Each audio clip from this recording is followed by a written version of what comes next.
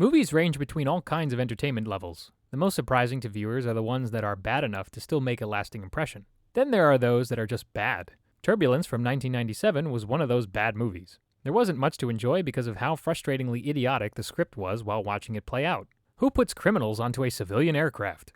Despite the cast of actors being relatively well known, the acting was bad and the lead was really not that engaging. The film didn't even make its budget back. So with that kind of outcome, who would be stupid enough to produce a sequel?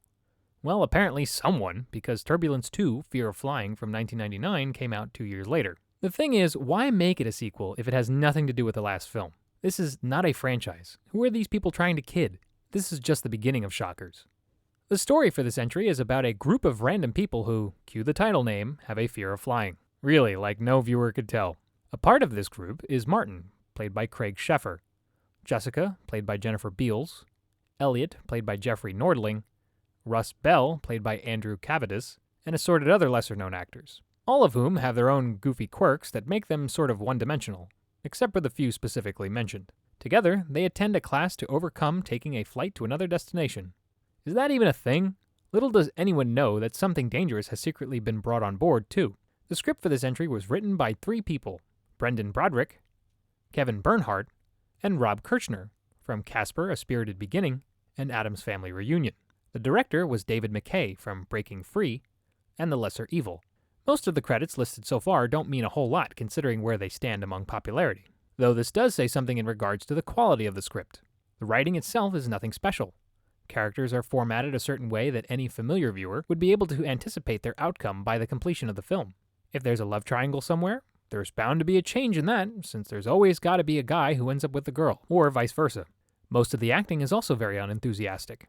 The movie even has Tom Berenger in the film as ground control, and almost every line that comes out of his mouth sounds tired and annoyed. More interesting is that joining ground control is Tamara Phillips, playing the boss of Berenger's character. Phillips would later voice Kamari Vosa in Star Wars Bounty Hunter for PS2. However, despite these callouts, the lead characters are far more inviting in their performances. Jennifer Beals may not have the craziest of roles, but she puts up a far better front than the previous female lead in the first film. Craig Sheffer as Martin is okay as the lead.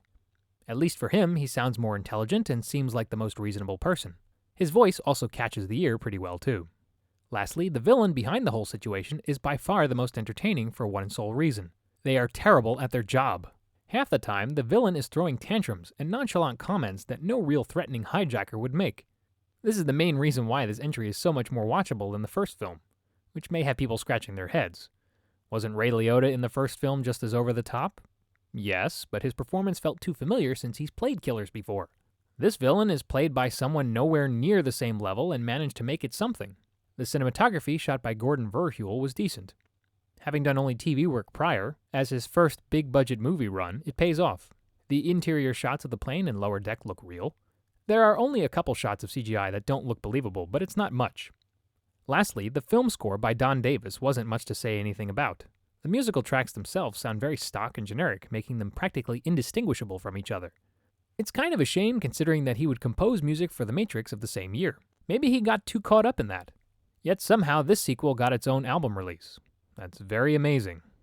As a franchise, it doesn't pull up much from where the first film left off, but does have a little more to give. The music and story are still bland and overall acting still isn't good.